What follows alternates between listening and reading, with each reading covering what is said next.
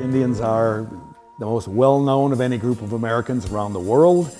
They're also the one unique ethnic minority we have in the country. They have a branch of their own in the government. They have lost their homeland. They have been pounded on in terms of religion and education. And so their story is a long one and an interesting one. The course will begin at the time of American independence and we'll come down to the present, and we'll see how they dealt with the invading U.S. and how they have changed and they have succeeded in surviving down to the present. We'll start with Indians as being enemies. At the time of independence, they had been on the side of the British, and then they will become allies. We'll look at how the U.S.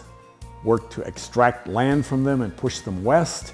We'll look at the efforts that they made through diplomacy, through religion, through warfare, through migration to survive, to hang on to their own lands, their own customs. I found it intriguing because as a child, my parents rented a home from a man named Johnny Ehorn, who happened to be a Potawatomi Indian. And as a little kid, I thought it was really neat. We lived next to an Indian. He didn't live in a teepee. He lived in a regular house. He didn't ride a horse. He just drove off to work in his truck. But for me, it was cool that he was an Indian. And so I have always been interested in this. And I have found that the Indian experience is so different from that of other Americans that it gives us a lot of ways to look at how American society has developed over the years. So you want to learn more about Indians than anybody else in the world does, and people in other countries, then this is the course to take, because almost everything that people know is incorrect. This will give you the straight story on 200 years worth of development and their story in this country.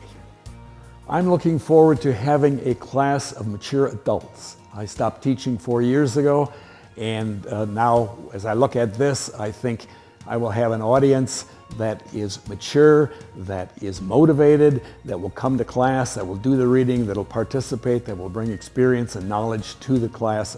So I'd be happy if you would join me in this class. I think we'll have a good time, use a variety of audiovisual stuff, cartoons, and other things that you will find interesting.